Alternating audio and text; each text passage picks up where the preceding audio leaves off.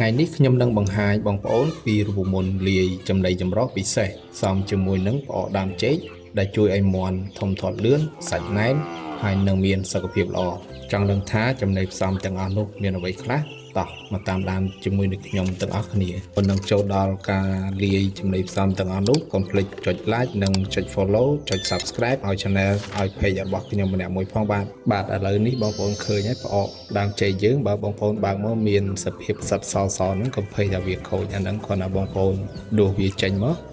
ហើយយើងអាចប្រើបានដែរបើមានផ្សិតខ្មៅបានអាចខូចហើយហិតមើលផងបើសិនមានក្លិនស្អុយអាហ្នឹងបានវាខូចតែបើនៅក្លិនក្អោបទេអាហ្នឹងអាចប្រើបានហើយគ្រឿងផ្សំដែលយើងត្រូវការមាននោះមានដូចជាបងប្អូនមើលឃើញមានពោតកិនបាទពោតកិនហ្នឹងខ្ញុំប្រើប្រហែល3ក្តាប់ហើយនឹងចំណីមាន់ធំ3ក្តាប់ដែរមេចំណីសម្រាប់ហើយមួយក្តាប់មួយក្តាប់ធំស្រូវបណ្ដោះតែនេះខ្ញុំបណ្ដោះអត់តន់ដោះទេដោយសារតែអត់មានយកមកលាយតែម្ដងទៅកន្ទក់ម៉ត់លេខ1ខ្ញុំប្រើមួយចានធំកន្ទក់ម៉ត់ហើយនឹងបាយកកបងប្អូនមានបាយប៉ុណ្ណាដាក់ប៉ុណ្ណឹងទៅហើយនឹងទឹកថ្នាំឱសថធម្មជាតិយើងហ្នឹងខ្ញីខ្ទឹមសហើយនឹងស្លឹកល្ហុងបាទហើយចុងក្រោយគេគឺផ្អកដើមចេកយើងហ្នឹងប្រើប្រហែលជាខ្ទង់2គីឡូឯដែរបន្ទាប់ពីយើងបានគ្រឿងផ្សំទាំងអស់ហ្នឹងហើយបងប្អូនគ្រាន់តែយកគ្រឿងផ្សំហ្នឹងយកមកលាយបញ្ចូលគ្នាមកហើយមុននឹងបិទធុងវិញបងប្អូនត្រូវសកត់ផ្អកដើមចេកយើងហ្នឹងឲ្យវាណែនសិនដើម្បីបង្ការកុំឲ្យផ្សិតយើងហ្នឹងរីករាលដាលទៅដល់ខាងក្នុងនៃផ្អករបស់យើងអញ្ចឹងយើងចាក់គ្រឿងផ្សំទាំងអស់ហ្នឹងបញ្ចូលគ្នានៅក្នុងធុងមកបាទយើងចាក់ទឹកឱសថយើងមុន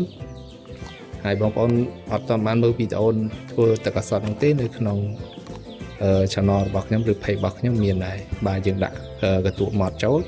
បន្ទាប់មកយើងដាក់ស្រូវបណ្ដោះហើយនឹងចំណីដែលយើងបានដាក់រៀបទាំងអស់ហ្នឹងចូលគ្នាបាយកកបន្ទាប់ពីយើងដាក់រួចហើយយើង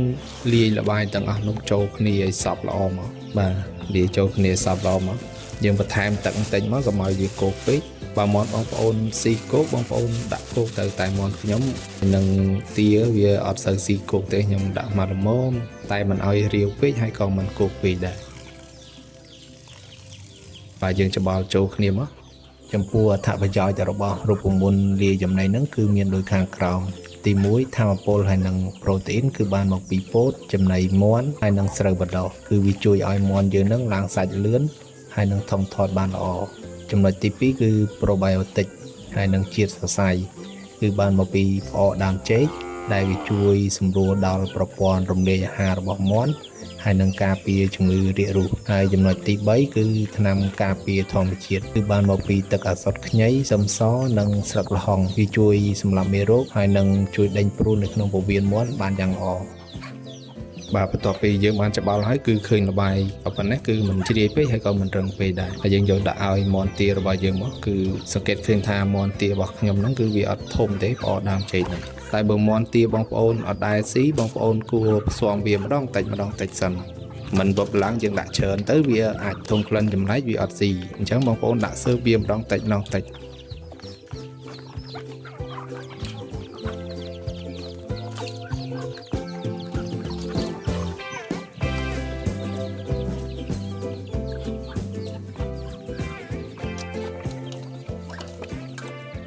ហើយនេះគឺទា